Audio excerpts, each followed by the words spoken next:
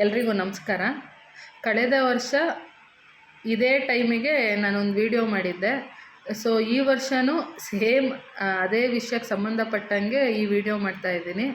ಅಂದರೆ ಶಾಲೆಗಳಲ್ಲಿ ಖಾಸಗಿ ಶಾಲೆ ಆಗಿರ್ಬೋದು ಅಥವಾ ಸರ್ಕಾರಿ ಶಾಲೆ ಆಗಿರ್ಬೋದು, ಅಲ್ಲಿ ಟ್ಯೂಷನ್ಸ್ ಏನು ಹೇಳ್ಕೊಡ್ತಾರೆ ಮನೆ ಪಾಠ ಅಂಥೇಳಿ ಅದ್ರ ಬಗ್ಗೆನೇ.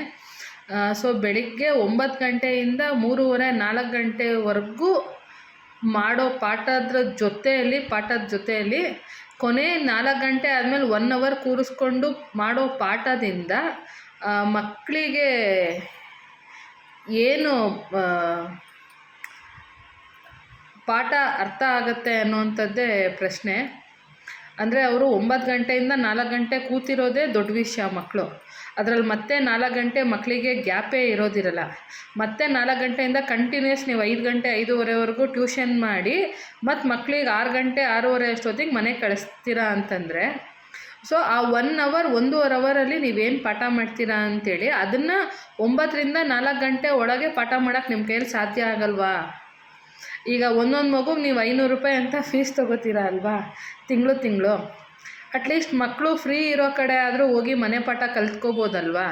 ನಿಮಗೆ ಅಷ್ಟು ಒಳ್ಳೆ ಮನಸ್ಸಿದ್ದು ಮಕ್ಕಳಿಗೆ ಏನೋ ಮಾಡಬೇಕು ಅನ್ನೋವಂಥದ್ದಿದ್ದರೆ ಫ್ರೀಯಾಗಿ ಪಾಠ ಮಾಡಿ. ಪೇರೆಂಟ್ಸಿಗೆ ಬ್ಲ್ಯಾಕ್ ಮೇಲ್ ಮಾಡ್ತೀರಾ.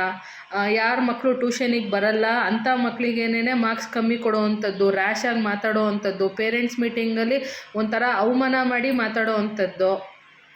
ದಯವಿಟ್ಟು ಶಿಕ್ಷಕರು ಯಾರು ಈ ವಿಡಿಯೋ ನೋಡ್ತಾ ಇದ್ದೀರಾ, ನಮ್ಮದು ಮಂಜುನಾಥ ಕಾಲೋನಿ ವಿದ್ಯಾಪೀಠ ವಾರ್ಡು ಚೆನ್ನಮ್ಮನಕೆರೆ, ಈ ಹತ್ತಿರದ ಶಾಲೆಗಳಲ್ಲಂತೂ ತುಂಬ ಅಂತಂದರೆ ತುಂಬ ಮೋಸ ಇದೇನೇ.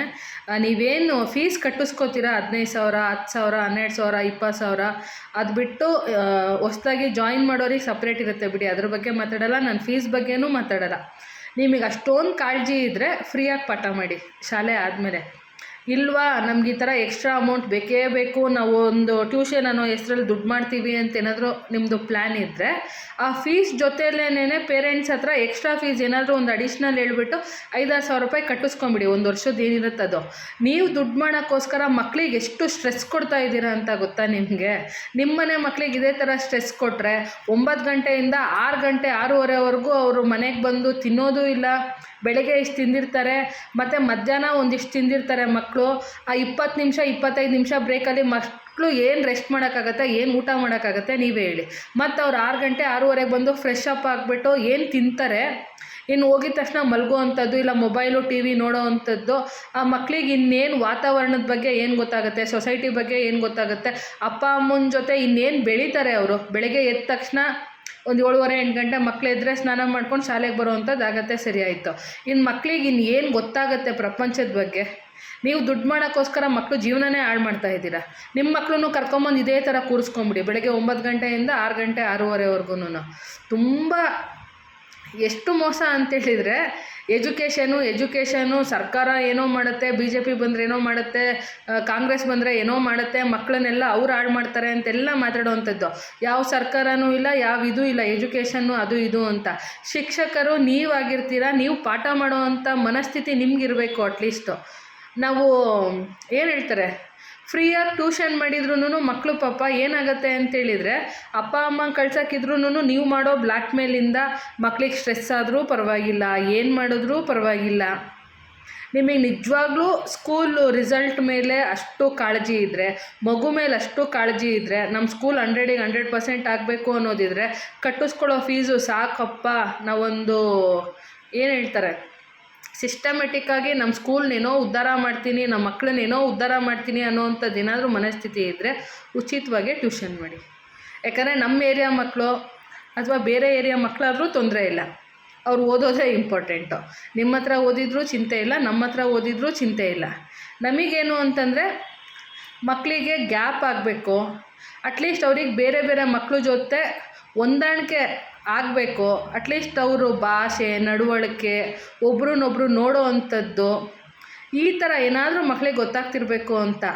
ಈ ಶಾಲೆಗಳು ಹೇಳೋಕ್ಕೆ ಸಾಧ್ಯನೇ ಇಲ್ಲ, ಪದಗಳೇ ಇಲ್ಲ. ಲಾಸ್ಟ್ ಇಯರು ಸೇಮ್ ಟೈಮಿಗೆ ಇದೇ ಥರನೇ ವೀಡಿಯೋ ಮಾಡಾಕಿದ್ದೆ. ಆದರೂ ಸ್ಕೂಲ್ಗಳಿಗೆ ರೀಚ್ ಆಗುತ್ತೋ ಇಲ್ವೋ ಗೊತ್ತಿಲ್ಲ, ಪೇರೆಂಟ್ಸ್ಗಳಿಗೆ ನಮ್ಮ ಏರಿಯಾದಲ್ಲಿ ಅರ್ಥ ಆಗುತ್ತೋ ಇಲ್ವೋ ಗೊತ್ತಿಲ್ಲ. ಅಕ್ಕ ಪೇರೆಂಟ್ಸ್ ಮೀಟಿಂಗಲ್ಲಿ ನನ್ನ ಮಗನ ಆಚೆ ನಿಲ್ಲಿಸಿರ್ತಾರೆ, ಅಕ್ಕ ನನ್ನ ಮಗಂಗೆ ಹೊಡಿತಾರಂತೆ, ನನ್ನ ಮಗನ್ನೇ ಟಾರ್ಗೆಟ್ ಮಾಡಿದಾರಕ್ಕ, ಏನು ಹೇಳೋಣ ನಾವು ಪೇರೆಂಟ್ಸಿಗೆ? ಅಳ್ತಾರೆ ಪೇರೆಂಟ್ಸ್ಗಳು. ಸೊ ಸ್ಕೂಲ್ಗಳಲ್ಲಿ ಟೀಚರ್ಸು ದಯವಿಟ್ಟು ಇದ್ರ ಬಗ್ಗೆ ಅರ್ಥ ಮಾಡ್ಕೊಳ್ಳಿ. ಮಕ್ಕಳಿಗೆ ಅವ್ರವ್ರ ಮೈಂಡ್ ಸೆಟ್ಟಿಗೆ ಹೆಂಗಾಗತ್ತೋ ಆ ರೀತಿ ಓದ್ಕೊಳ್ಳಿ ಅಂತ ಬಿಟ್ಬಿಡಿ. ನೀವು ತಿಂಗಳಿಗೆ 500 ರೂಪಾಯಿ ಸಂಪಾದನೆ ಮಾಡೋ ಇದಕ್ಕೆ ಮಕ್ಕಳ ಜೀವನ ಹಾಳಾಗ್ತಾಯಿದೆ. ದಯವಿಟ್ಟು ಇಲ್ಲ ಫೀಸ್ ಎಕ್ಸ್ಟ್ರಾ ಹೇಳಿ ಕಟ್ಟಿಸ್ಕೊಂಬಿಡಿ ಒಂದೇ ಸರಿ. ಯಾಕಂದರೆ ಪೇರೆಂಟ್ಸ್ಗೂ ಗೊತ್ತಾಗಲ್ಲ, ನೀವು ಫೀಸ್ ಇಷ್ಟು ಅಂತ ಹೇಳಿದ್ರೆ ಅವ್ರು ಕಟ್ಬಿಡ್ತಾರೆ.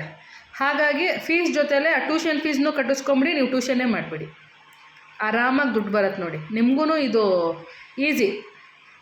ಆ ಥರ ಇದ್ರೆ ಏನು ಮಾಡ್ತಿರೋ ನಿಮಗೆ ಬಿಟ್ಟಿದ್ದು, ಧರ್ಮ ಕರ್ಮ ಏನೇ ಇದ್ದರೂ ನಿಮಗೆ ಬಿಟ್ಟಿದ್ದು. ಬಟ್ ಮಕ್ಕಳ ಜೀವನ ತುಂಬ ಇಂಪಾರ್ಟೆಂಟು. Thank you.